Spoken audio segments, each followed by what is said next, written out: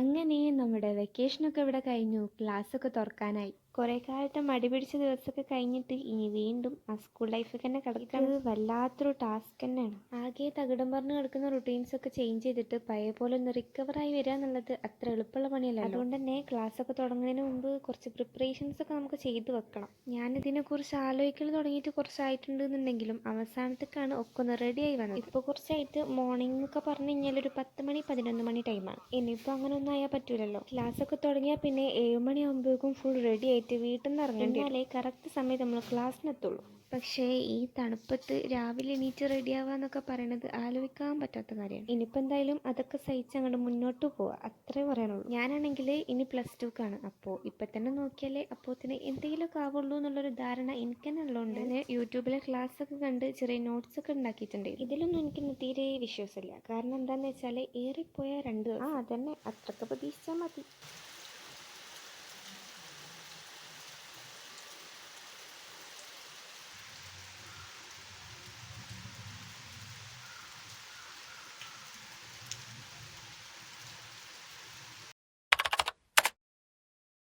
ക്ലാസ്സൊക്കെ തുടങ്ങല്ലേ, അപ്പം ഞാൻ ചെറിയ രീതിക്ക് ഒരു ഷോപ്പിംഗ് ഒക്കെ നടത്തിയിട്ടുണ്ടായിരുന്നു. കാര്യമായിട്ടൊന്നും വാങ്ങിച്ചിട്ടുണ്ടായിരുന്നില്ല. ഈ ഇയർക്ക് വേണ്ട നോട്ട് ബുക്സ്, പെന്ന്, പിന്നെ ഒരു ബാഗ്. കഴിഞ്ഞ 2 വർഷമായിട്ട് ഞാൻ സെയിം ബാഗ് തന്നെയാണ് കൊണ്ടുവരുന്നത്. പിന്നെ ഇപ്രാവശ്യം എന്തായാലും ലാസ്റ്റ് ഇയറില്ലേ സ്കൂൾ ലൈഫ്, അപ്പോൾ എന്തായാലും ഒരു പുതിയ ബാഗൊക്കെ ആകാൻ വിചാരിച്ചു.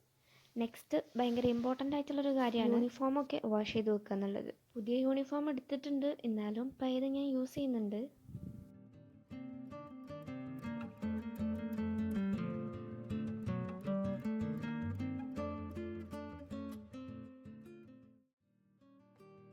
അവസാനമായിട്ട് ബുക്സും കൂടി ഒന്ന് അറേഞ്ച് ചെയ്ത് വെച്ചിട്ട് നമ്മുടെ വീഡിയോ ഇവിടെ അവസാനിപ്പിക്കുകയാണ്.